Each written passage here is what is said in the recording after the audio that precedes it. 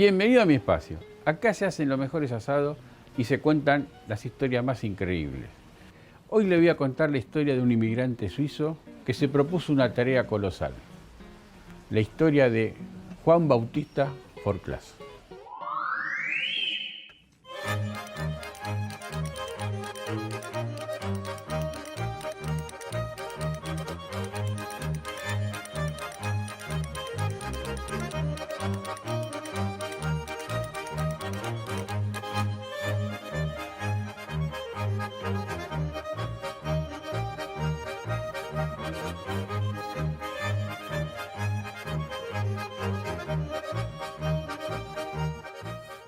La historia de los Forclaz comienza con el inicio de la colonia San José. Una serie de inmigrantes suizos, franceses e italianos habían hecho un convenio con la provincia de Corrientes para venir y fundar allí, en esa provincia, una colonia agrícola. Imagínense que prepararse un viaje tan importante a atravesar el océano le demandó bastante tiempo, sobre todo porque tenían que dejar algunas pertenencias, venderlas, otras dejar con los familiares, y algunas pocas poder prepararlas para hacer el viaje.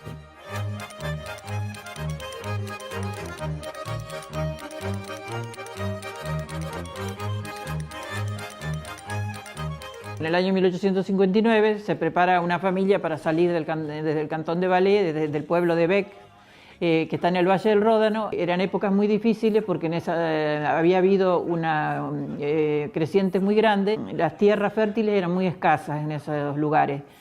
Entonces pensaron en emigrar, como ya habían hecho muchas familias que ellos conocían, y empezaron a preparar todo su equipaje, sus recuerdos más queridos y todo lo que una familia lleva en un viaje tan largo del que seguramente no pensaban regresar. En enero de 1859, en pleno invierno europeo, parten traídos por una empresa, que había varias empresas que se dedicaban a eso justamente, a traer inmigrantes a América, porque acá sobraban la tierra justamente y hacía falta personas para que trabajen. Cuando estos inmigrantes cruzaron el mar y llegaron a Buenos Aires, se encontraron que el convenio que habían firmado con la provincia de Corrientes ya había caducado. No iban a ser recibidos en esa provincia. La desesperación fue tal que empezaron a recurrir a distintas instancias hasta que por fin fueron recibidos por el general Urquiza. En ese momento era el presidente de la Confederación. Él no los recibió como presidente, sino como empresario, era un gran empresario, y hicieron un convenio con él para que Urquiza les diera tierras. En principio estos inmigrantes fueron ubicados en la zona de Vicuí, en la zona del Delta entrerriano.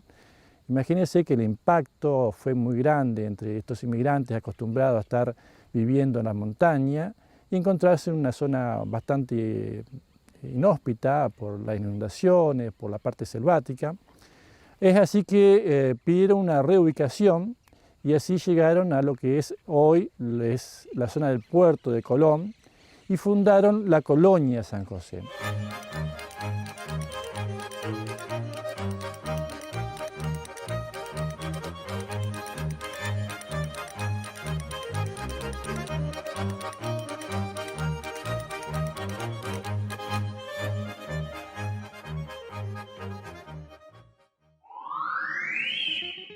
Al establecerse en San José, la familia Forclaz creaba las herramientas para trabajar en los productos que cultivaban. La tecnología del molino a tracción a sangre fue la que eligió la familia Forclaz para la producción de harina.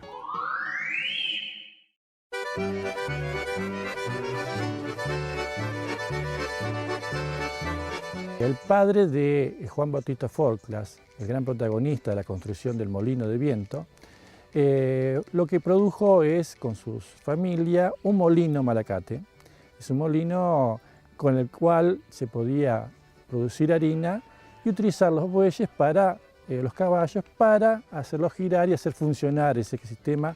Es un tema muy interesante para hacer funcionar este molino. Este es el primer molino que construye la familia en el lugar. Es totalmente hecho en madera, es todo artesanal, fabricado por los Forclaz. Para poder entender la máquina la vamos a dividir en dos partes.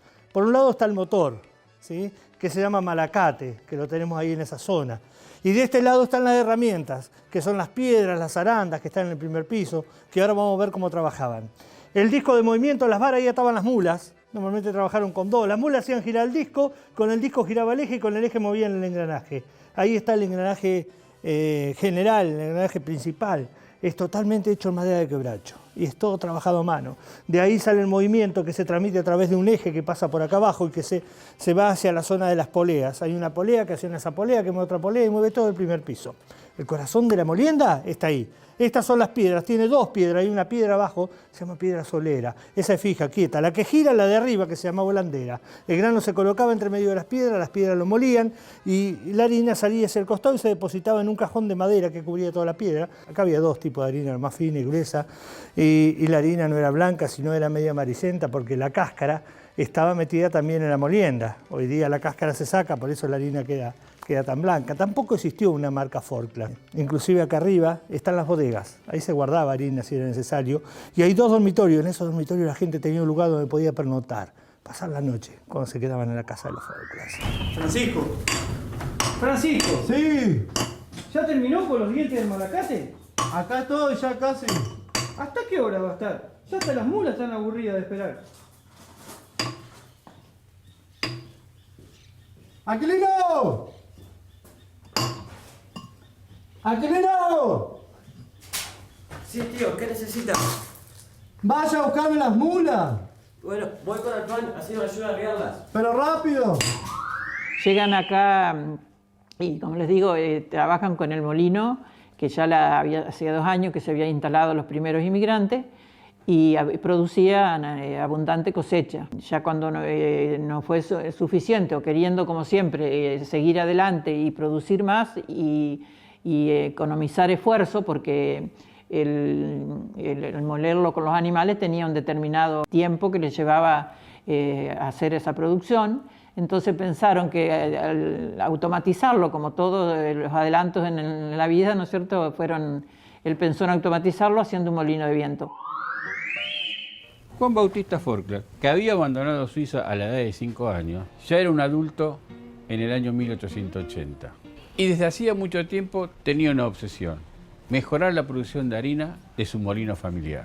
Luego de mucho pensar, creyó encontrar la solución: la construcción de un gigantesco molino de viento. Y en esa tarea colosal involucró a toda su familia.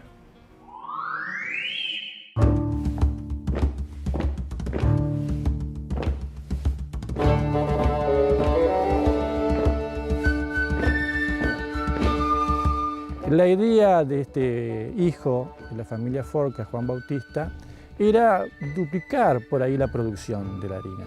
Entonces empezó a idearse un molino de viento.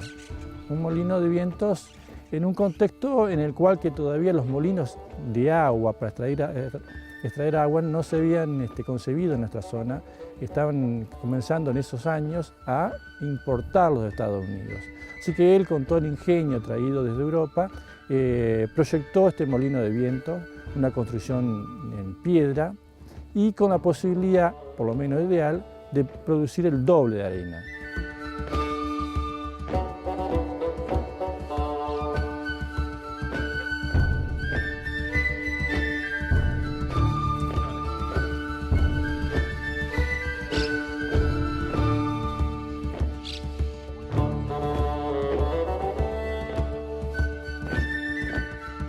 Mucho tiempo tratamos de ver de dónde podía haber sacado los croquis y todo eso. Y cuando se trató de preservar, y cuando entramos por primera vez, vimos fórmulas, entramos con un ingeniero y vimos fórmulas matemáticas que no eran del conocimiento de alguien como Juan, que tenía nada más que estudios primarios, digamos, que se crió acá en la colonia.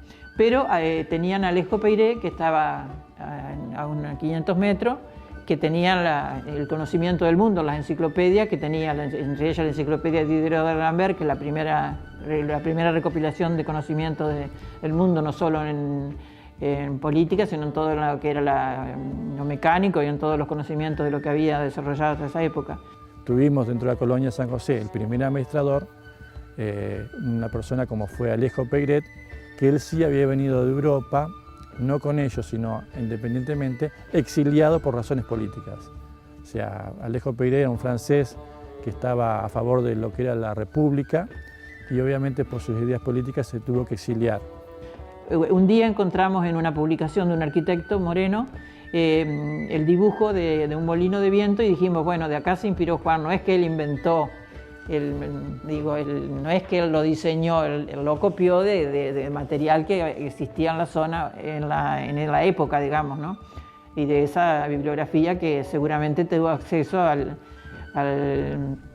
vivir en contacto con Alejo Peiré. La construcción del molino de viento comenzó hacia fines de la década de 1880, le demandó un par de años hasta finalizarlo en 1890. Fue una construcción bastante complicada porque comienza en la parte baja del molino con piedra, construcciones de piedra de nuestra zona, y después se continúa hacia arriba con ladrillos y una cúpula que es de chapa.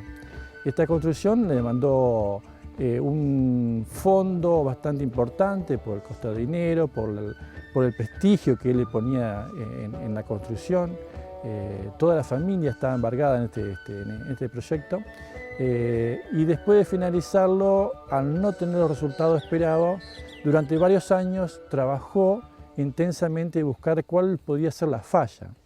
Juan va creciendo y él es el que desarrolla la idea de hacer este sueño del molino con las aspas, como él que había quedado seguramente en el recuerdo de su infancia, como añorando su infancia europea. Trata de reproducir acá para incorporar esa tecnología, pero los vientos entrerrianos le fallaron.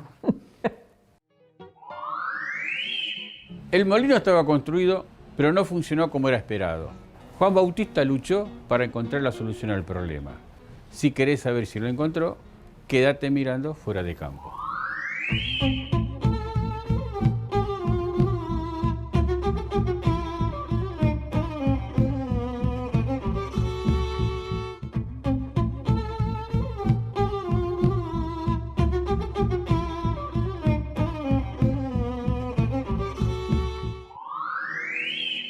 Ya vimos cómo la familia Forclaz llegó a la Argentina de su Suiza natal y cómo su hijo menor, Juan Bautista, emprendió la construcción de un molino de viento para mejorar la producción de harina. Sin embargo, a pesar del enorme esfuerzo, no conseguía que el molino de viento funcionara correctamente.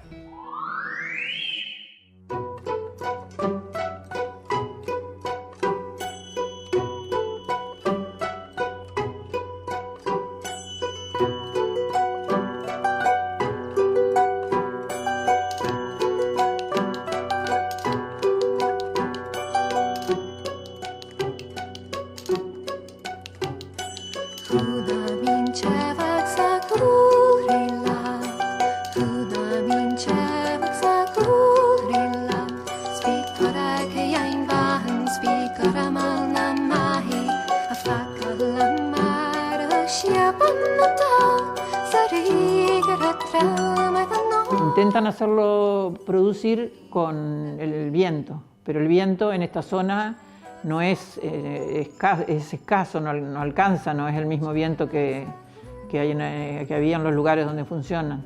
Y además había que tener cierto conocimiento de aerodinámica, algo así, para que funcionaran las aspas. Las aspas eran un bastidor de madera fina, como una escalera de madera fina, cubierta con unas telas, unas lonas, unos velámenes. Las aspas salían desde los soportes y llegaban hasta la punta de esos alambres.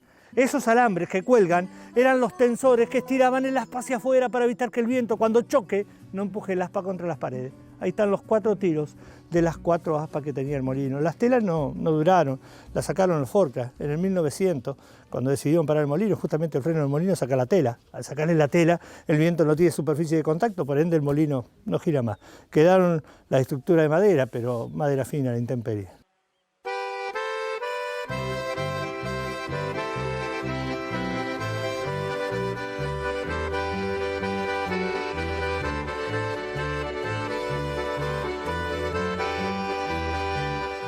Este molino es 30 años más nuevo que el molino que vimos en el otro galpón.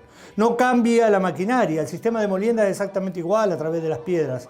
Lo que cambia de una máquina a otra es el motor. El motor allá eran las mulas, el motor acá es el viento. La planta baja era la parte motriz. El primer piso es la molienda, el segundo piso son los granos, el tercer piso hay una escalera chiquita. Ahí solamente sube una sola persona, el que va a mover el engranaje, girar el techo y ubicarlo hacia el viento. Para saber de acá adentro dónde estaba el viento, en donde entra el eje de las aspas, abajo le hicieron una ventanita, 10 por 10.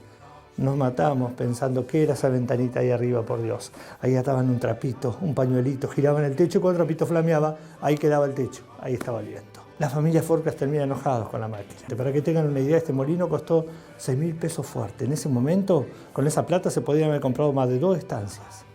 Y el molino no produjo.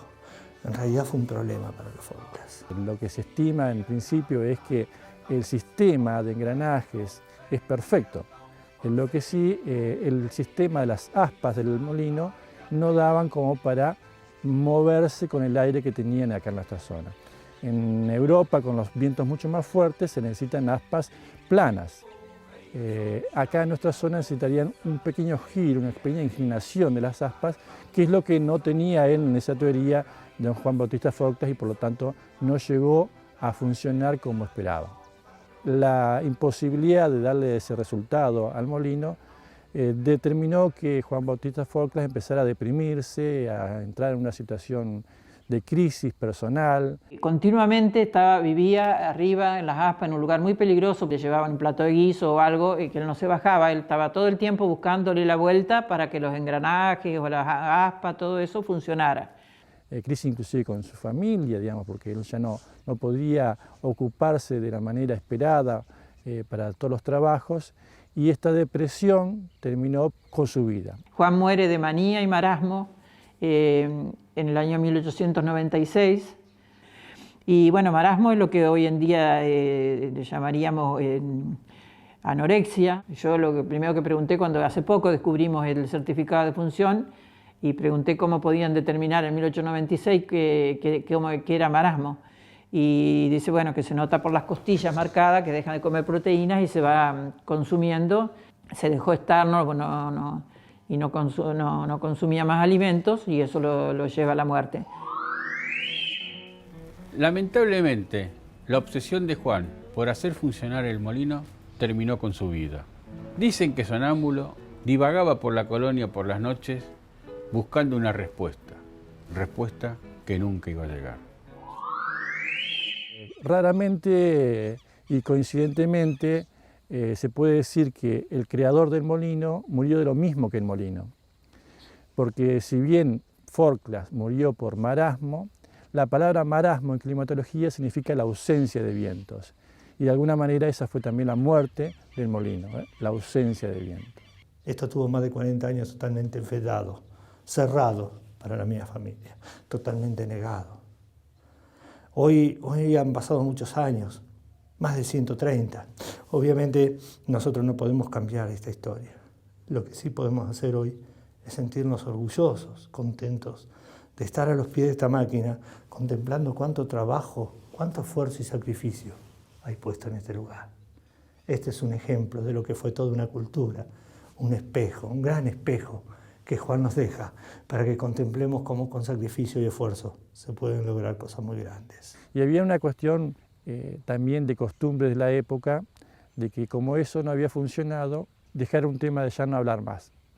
Si bien ahora hay una cuestión, en la costumbre actual, si hay una cuestión conflictiva familiar, digamos, recurrir a un psicólogo, analizarlo, en esa época la cuestión de costumbre era silenciar, de eso no se hablaba, no existía, hacerlo como desaparecer el tema, ¿no? Los abuelos tenían una cultura, cuando ellos tenían un problema y no lo podían resolver, lo que hacían era negarlo. Entonces a esto le cerraron las puertas, le pusieron chapas, sacaron la pasarela, le sacaron las telas y las aspas. Nadie más pudo entrar al molino, ni hablar del molino, hasta que murió la abuela Margarita, porque las órdenes se daban de por vida. Y Margarita murió 42 años después.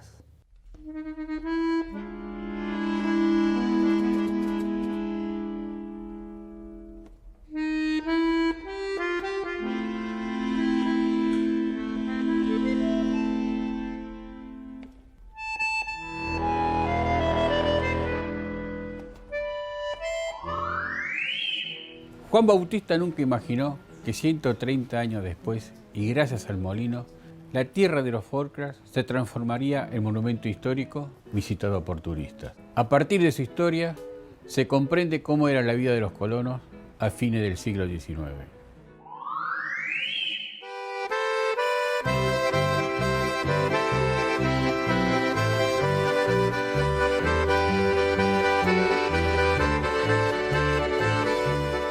La Asociación Amigos del Molino Falkland nace en la década del 80 para cuidar y preservar el monumento histórico nacional Molino Falkland.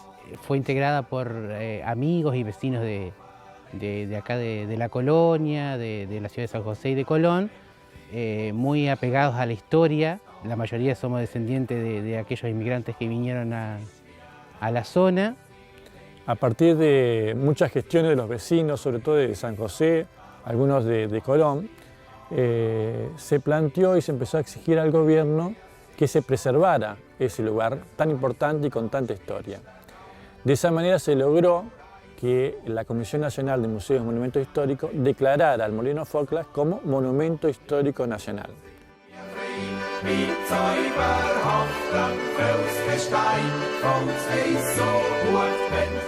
En 1996 se hizo un trabajo de restauración y de cuidado del lugar. Se trabajó en la parte del cuidado de lo que es el molino. Ya después, para el 2011, la provincia declara museo el resto, la casa donde vivió la familia. La provincia compra el predio y se conforma un grupo de vecinos como una asociación de amigos del Molino Falkland, que es el encargado de cuidarlo, generar fondos, cobrar la entrada, para que todo lo que tiene que ver con el rescate, la revalorización del lugar. Vino el presidente nacional del Consejo Suizo, que trajo un aporte también para el mantenimiento y la conservación del lugar. Los aportes fueron traídos de Bex, que es el lugar donde provienen los Falklands, es en Suiza, en el cantón de Valais.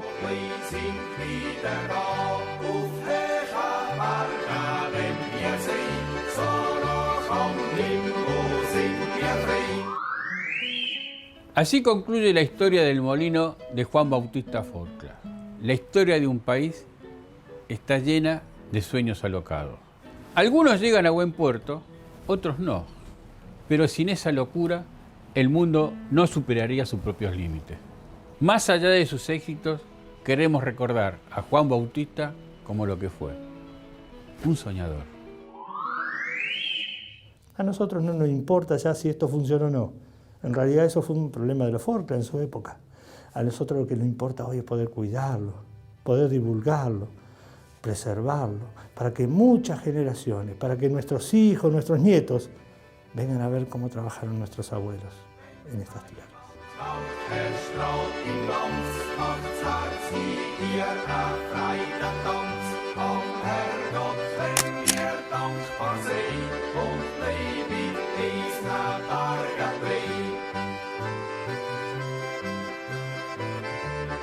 Baby, please, not